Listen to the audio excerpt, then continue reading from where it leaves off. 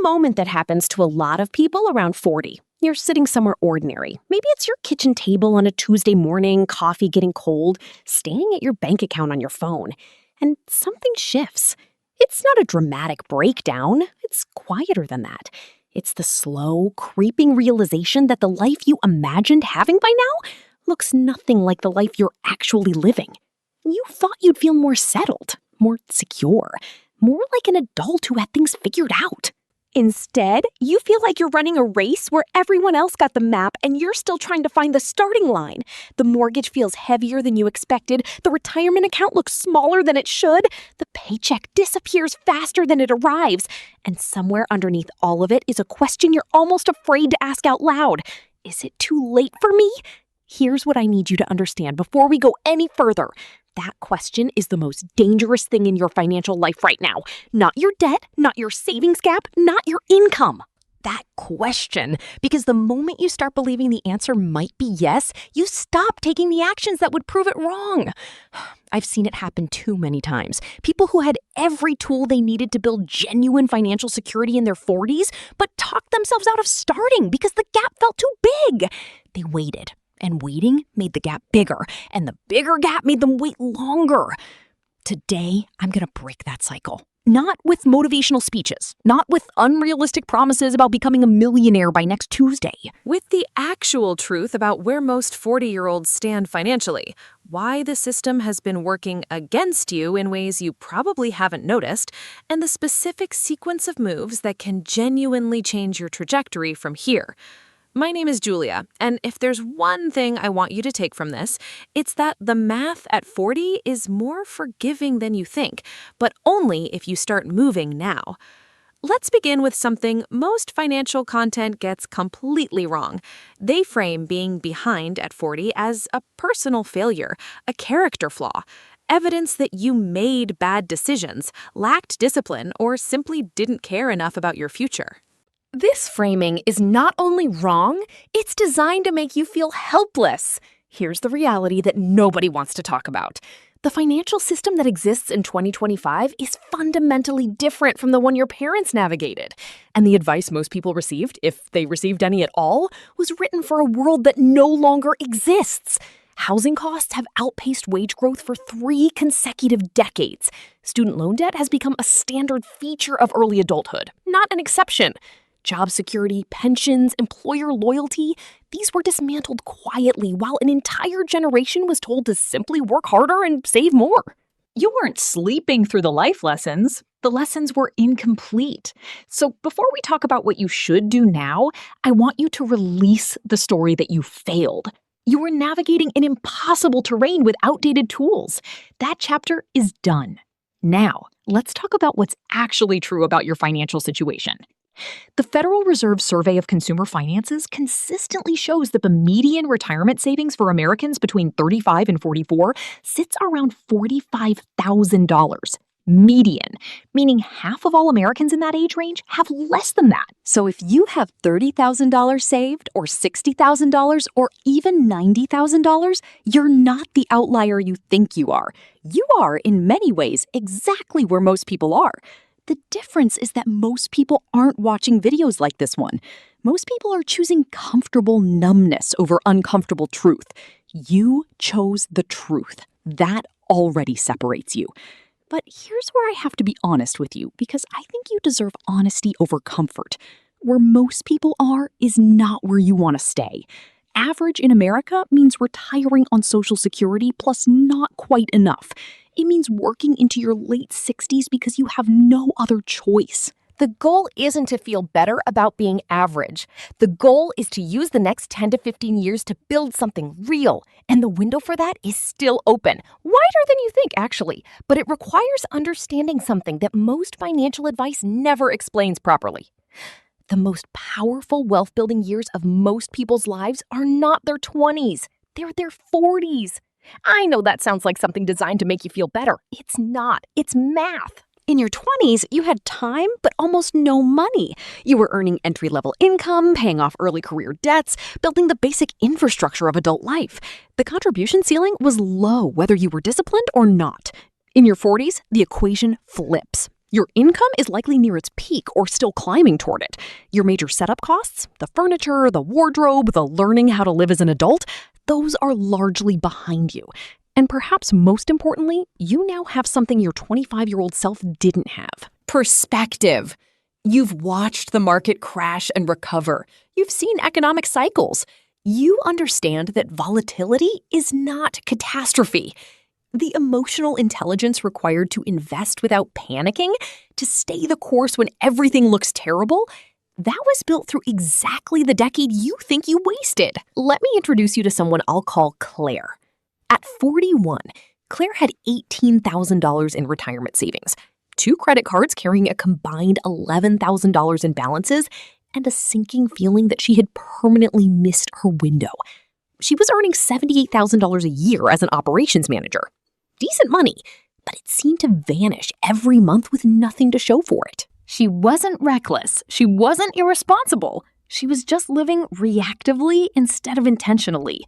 Every raise got absorbed. Every bonus got spent on something that felt necessary at the time. The years kept moving and the account balances stayed stubbornly flat. What Claire did over the next 6 years didn't involve any windfalls, no inheritance, no sudden business success, no lucky investment. She followed a sequence, a specific order of operations that maximizes impact when you're starting late. And the sequence is something you can follow regardless of where you're starting from. Phase 1. Find the hidden money you're already losing. Claire spent one Saturday afternoon going through 4 months of bank statements with fresh eyes. Not to judge herself, not to feel guilty, just to see. What she found was remarkable and also completely ordinary. Subscriptions she had forgotten about, a meal delivery service she used twice a week maximum but paid for daily access, insurance policies with coverage amounts she had never actually reviewed, auto renewals on software she hadn't opened in over a year, a credit card she barely used, still charging an annual fee. In total, Claire found $390 per month, leaving her account for things that weren't making her life meaningfully better. Not even things she had consciously chosen to keep, just digital clutter quietly draining her wealth. She also called her car insurance, internet provider, and phone carrier in a single afternoon. She didn't threaten to cancel. She just asked whether there was a better rate available for a loyal customer. 2 of the 3 immediately offered her reductions. Combined savings, $94 per month. Without changing a single thing she actually valued, Claire had recovered $484 per month. That's $5,800 per year. That's not discipline, that's just attention. Phase 2, attack the debt like it's the emergency that it is. Here's the truth about credit card debt that most people intellectually know but emotionally underestimate. A credit card charging 22% interest isn't just costing you money, it is mathematically impossible for your investments to outrun it. The S&P 500 has averaged roughly 10% annually over the long term. Your credit card is compounding against you at more than double that rate. While you're investing, the debt is eating the gains. Claire paused her investment contributions beyond her employer match and threw everything at the credit cards, using the debt avalanche method. Highest interest rate first.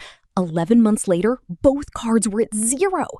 The moment that happened, she didn't feel rich. She felt something more valuable. She felt like the floor had dropped away from beneath her debts and there was suddenly solid ground. That $484 she'd recovered, plus $320 she'd been paying in minimum payments, was now $804 per month available for building actual wealth. Phase 3, build the buffer that makes everything else possible. Before Claire started investing aggressively, she built a real emergency fund. Not $1,000, not whatever she had left over, 4 full months of essential expenses, which for her came to $14,400 sitting in a high-yield savings account earning over 4%. This step gets skipped constantly, and it is the reason so many people end up in debt cycles that feel inescapable. Without the buffer, one unexpected car repair, one medical bill, 1 month of reduced income sends you straight back to the credit cards. The emergency fund isn't a pause in your wealth building. It is the foundation that makes wealth building permanent. Phase 4, make the contributions automatic and aggressive. With debt cleared and buffer in place, Claire turned her full attention to her retirement accounts. She started by capturing every dollar of her employer match, which she had been leaving partially on the table for years.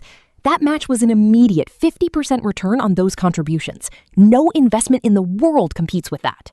Then she increased her contribution rate by 2% every 6 months. Slow enough that she barely felt it. Fast enough that within 2 years, she was contributing 16% of her gross salary. The account started growing in a way that felt different from before. Not because the math changed, but because there was nothing eating the progress anymore. Phase 5, increase the engine, not just the efficiency. Here's what separates people who catch up from people who stay stuck. Optimization alone, cutting costs, eliminating waste, is powerful but limited. At some point, you run out of fat to trim.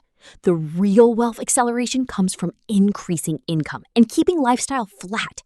Claire identified that her specific combination of skills, operations management plus supply chain experience, was significantly undervalued in her current company. She spent 4 months building a portfolio of her measurable contributions, cost reductions, process improvements, team outcomes she could quantify.